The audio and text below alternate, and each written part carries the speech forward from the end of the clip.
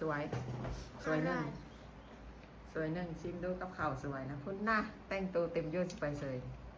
จิบ้าสะพายกระเป๋าน้ำนะกินข้าวกับยังหน้าตาอินเทนนี่สิกินข้าวกับยังก็เข้ากับ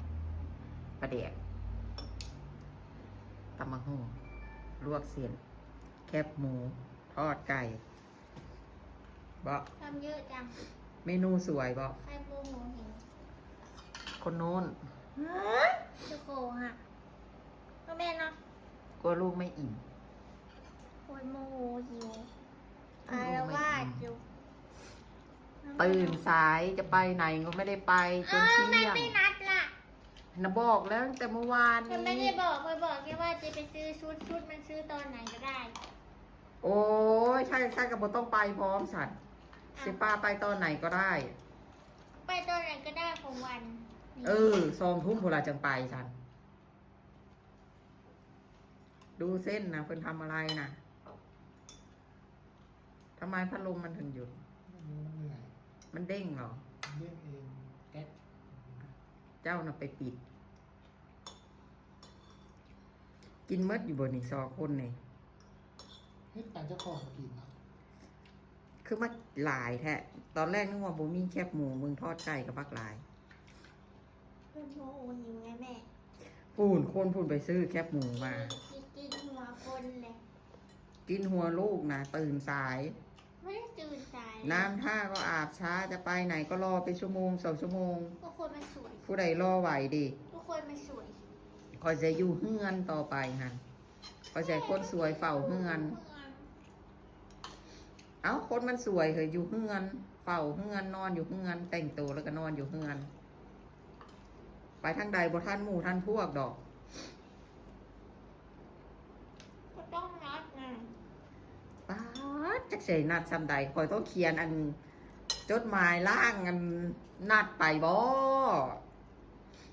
ก็นัดน้อย10 วันกระโพดกระเหลือ2 วัน1 วันโอ้ยมัน2 เม็ดก็สิยืดไป2 เม็ดผู้บ่เซ็นนี่ได้เห็นเด้อแล้วแม่เนาะเมื่อวานนี้ก็ยืดหนุ่มปานนั้นว่าเจอข่าวมันไม่จริงหรอกนี่ยืดกระดิกกระดอ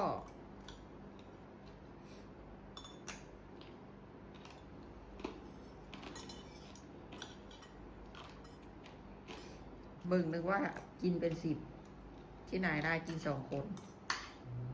จะเห็นกินเด้อกินพวกก็จะถ่ายแล้วก็เอาไปใส่คลิปด้วยเลยถ้าเปิดไม่เอาใส่เขาก็จะไปเม้นน่ะปักหมุดไว้เลยไม่ได้กิน2 คนหรอลูกก็เอาไปเน้นต่อท้ายกินมือคนนี้ก็ใหญ่บังจนมืดเลยเบิ่งลูกจัดแจง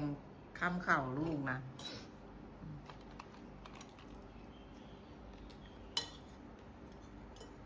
ลูกแซ่บ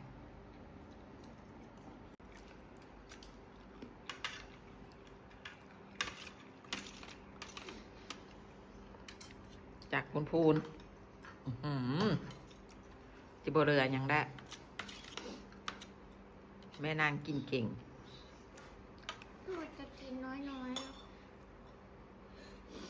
ใส่ได้หรือเปล่ากระโปรงนะได้ลองหรือยังแล้ว เบอร์อะไรเสื้อดูไปให้เรียบร้อย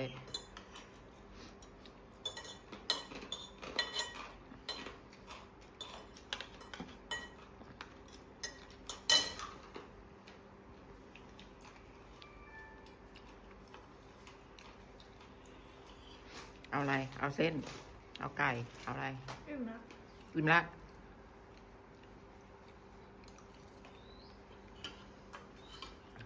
มวยอิ่มกันสิว่าจังได๋แล้วลูกพี่โหหัวหน้าโห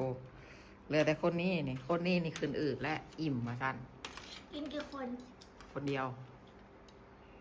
เมื่อกี้เห็นในจานมีนั่นน่ะ